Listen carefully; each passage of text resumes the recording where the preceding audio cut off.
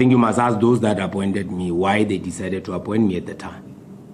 Activities, so that we should have police who will shy away from being tempted, from being lured into corrupt activities.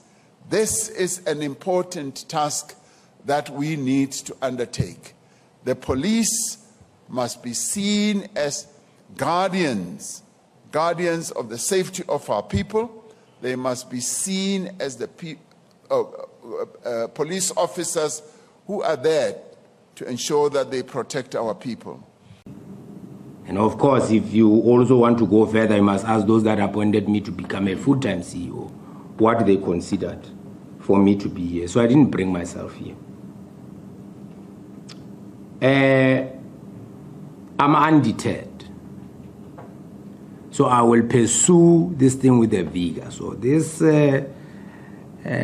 lawyers, they must know I fear not. I sleep nicely at night knowing I've got nothing to fear.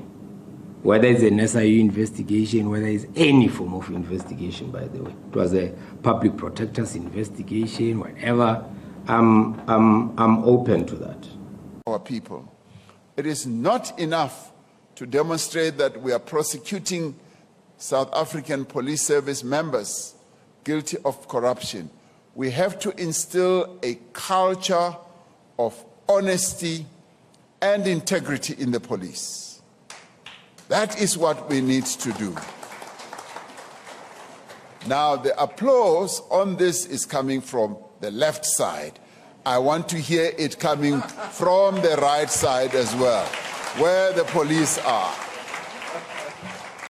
We're at Cape Town Central Police Station this morning to lay criminal charges of corruption against Thembi Simelane for her involvement in the Eskom Vatrovian scandal. She's alleged to have received in excess of 700,000 rand for corrupt dealings that Vatrovian had with Eskom, billing them at ridiculously inflated prices, billing them for people who didn't exist. Simelane's signature appears on the first invoice, and therefore she's directly implicated in this debacle. And in the light of her involvement with VBS initially and now with this Vatrovian scandal, it's really just time for her to go. And we're laying charges in the hopes that it will move the president to do something constructive finally. DA at work, rescuing South Africa. Example, the municipality that we're in at the moment, Kabeja, is sitting in the bank with a cash of 4.4 billion rand surplus. So there's no reason why they can't fix street lights. You see what I mean? So your problem in most cases is the ability to spend and to do and plan.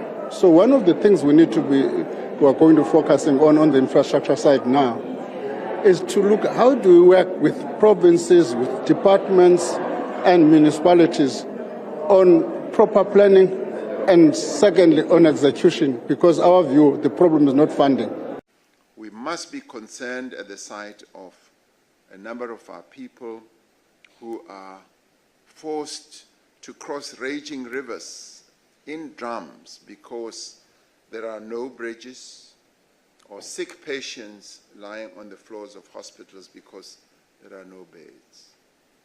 And this will become more evident as we have our discussions about the lack of proper infrastructure that improves the lives of our people. So I think the two issues is for us to check our understanding and test it with what is happening on the ground.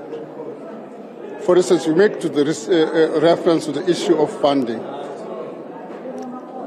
In my view, in most cases, it's not funding.